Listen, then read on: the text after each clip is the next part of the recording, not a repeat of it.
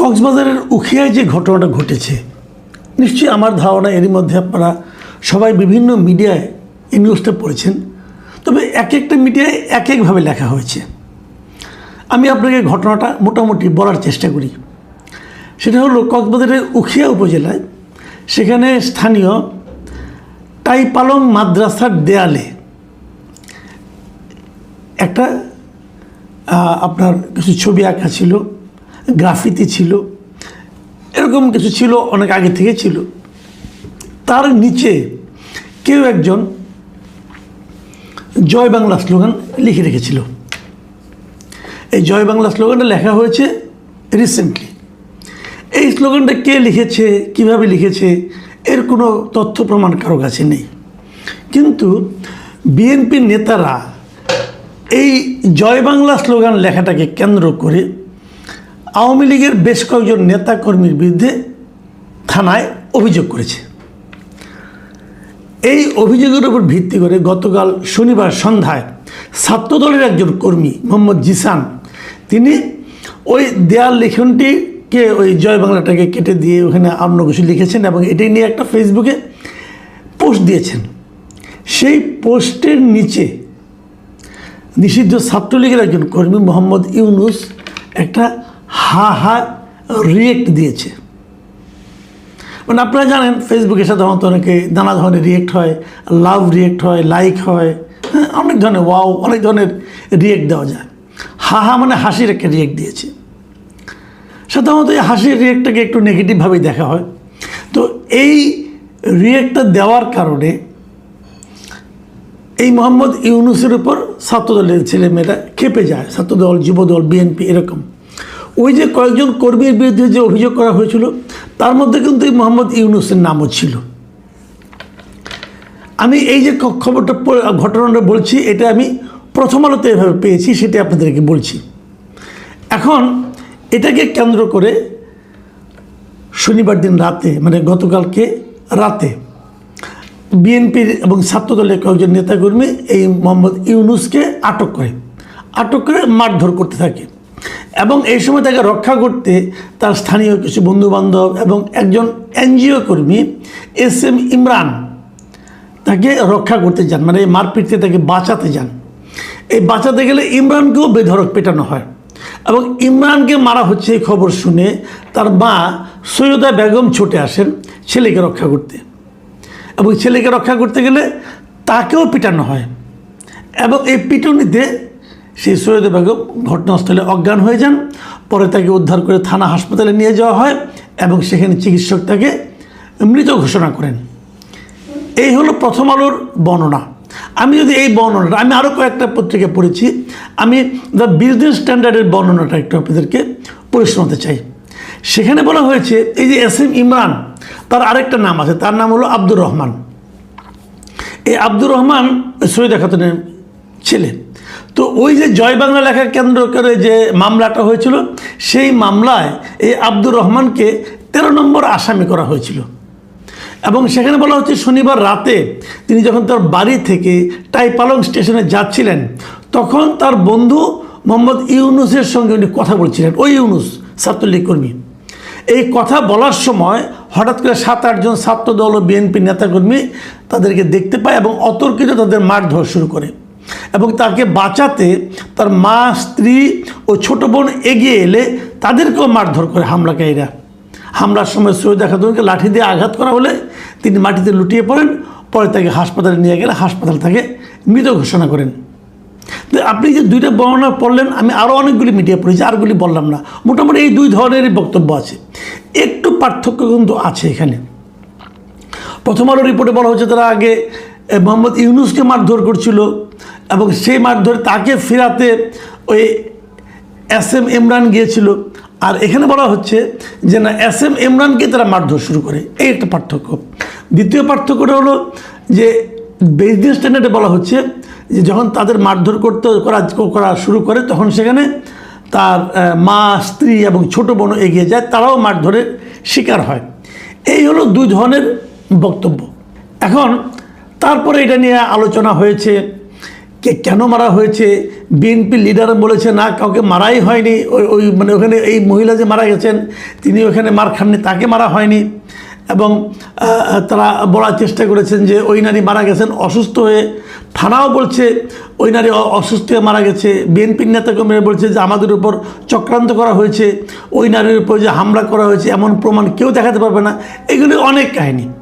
এবং উখিয়ার বিএনপির সভাপতি সরোয়ার জাহান চৌধুরীকে যখন জিজ্ঞাসা করা হয় প্রথম আলোর পক্ষ থেকে, তিনি বলেন যে রাতে উখিয়াতে হামলার কোনো ঘটনাই ঘটেনি এবং ওই ঘটনাস্থল থেকে ওই নারীর বাড়ি অনেক দূরে, উনি ঘরেই অসুস্থ হয়ে নারীর মৃত্যু হয়েছে।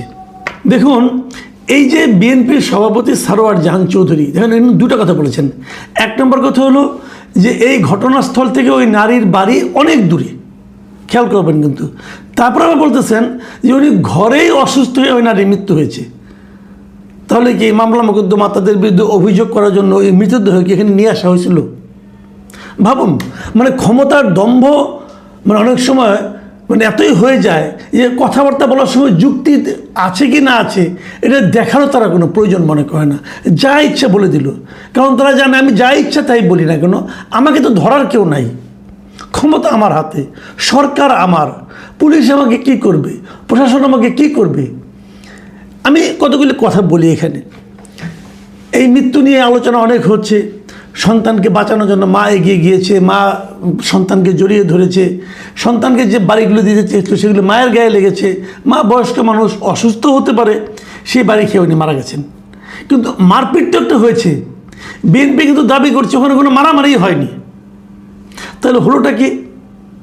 এবং ইন্টারেস্টিং হলো পুলিশ এখান থেকে কিন্তু আটক করেছে ওই আব্দুর রহমানকে, মানে ওই ইয়াসিন ইমরান যিনি আছে তাকে আটক করছে, বলছে তাকে নাকি জনগণ ধরে পুলিশের কাছে হস্তান্তর করেছে।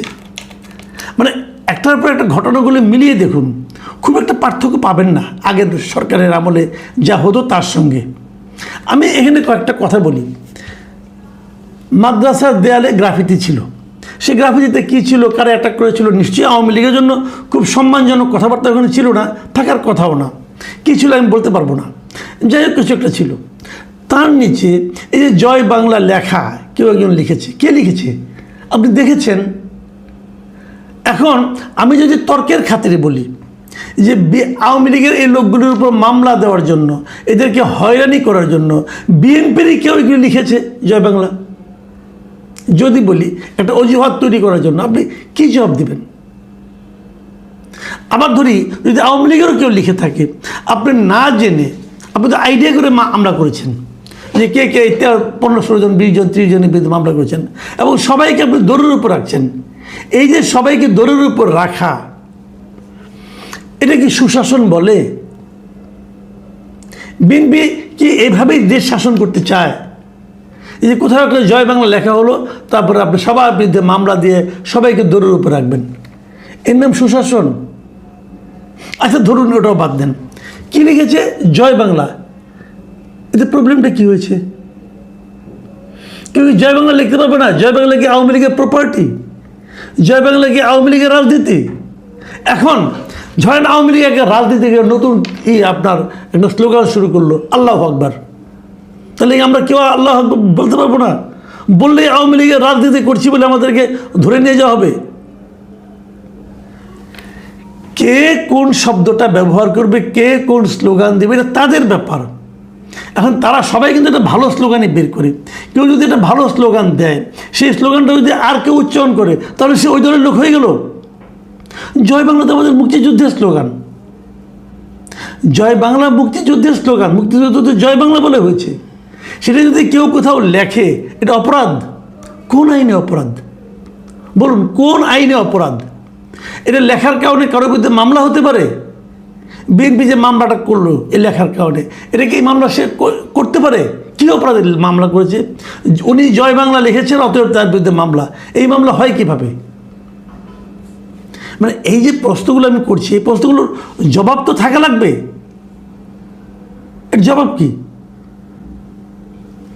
তাকে ধরে নিয়ে গেছে পুলিশ, নাচতে নাচতে বলতেছে আমরা একজন অপরাধীকে ধরেছি। আপনার কাছে প্রমাণ আছে ও যে এটা লিখেছে?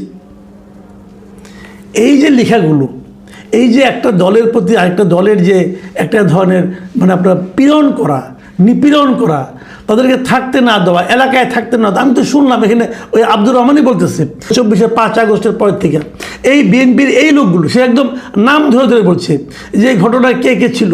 বলতেছে যে বিএনপি নেতা মিজান শিকদার, আব্দুল করিম, আকাশ, সাইফুল শিকদার, সৈয়দ বাবুল, মাহবুবুর রহমান, সালাম শিকদার, ছাত্রদলের জিসান, তারপরে একজন অ্যাম্বুলেন্স চালক আব্দুল শামসুল আলম সহ আর বেশ কয়েকজন সেখানে অংশ নিয়েছেন। এটা যিনি মার খেয়েছেন, মার খেয়ে আবার পুলিশের কাছে ধৃত হয়েছেন, তিনি এই নামগুলি বলেছেন পত্রিকাকে, মিডিয়াকে। এদের কোনো বিচার হবে? হবে না। কেন বিচার হবে না? তারা তো পুণ্যের কাজ করেছে, মেরেছে। বিএনপি কিভাবে দেশ চালাচ্ছে এটা প্রমাণ করার জন্য তারা তাদেরকে পুণ্যের কাজ করেছে ওখানে বসে। আমি একটা কথা বলবো যে আপনারা দেশের এখন রাষ্ট্র ক্ষমতা এসেছেন, আমি বিএনপির নেতৃবৃন্দকে বলছি, আপনারা কি দেশটাকে বিভক্ত করে শাসন করতে চান? ইংরেজদের মতো, যেরকম ইংরেজরা করেছিল ডিভাইড অ্যান্ড রুল, আপনাকে তাই করতে চান? ওটা ইংরেজদের পলিসি ছিল, ওটা কারণ তারা বাইরে থেকে এসেছিল, তারা এই দেশকে ডিভাইড করলে তাদের লাভ ছিল।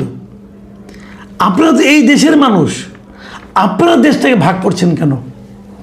যেখানে সবাই আপনাদের সঙ্গে থাকতে চাচ্ছে। গত নির্বাচন আওয়ামী লীগের লোকজনকে বিএনপিকে ভোট দেয় নাই, দিয়েছে তো।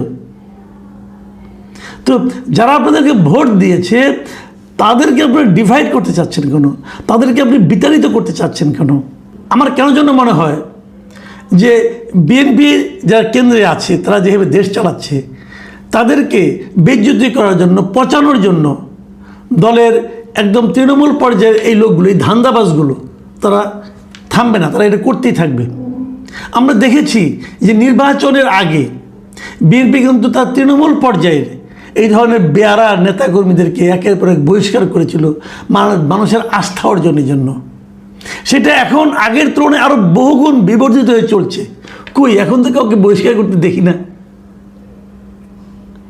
নাকি বিএনপির একবার জয় পেয়ে গেছে, 5 বছরের শাসন পেয়ে গেছে, এখন আর জনগণের আস্থার দরকার নাই?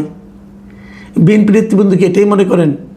আমি জানি না প্রকৃত ঘটনাকে কীভাবে শেষ পর্যন্ত প্রবাহিত করা হবে, কার বক্তব্য সঠিক হিসেবে ধরা হবে, কিভাবে এটা আদালতে উঠবে, কীভাবে উঠবে কিনা, এখনও মামলা হয় না শুনেছি তো। কিন্তু আমি মনে করি সাধারণ মানুষের মধ্যে কিন্তু এই ঘটনা একটা বিশাল প্রতিক্রিয়া তৈরি করেছে।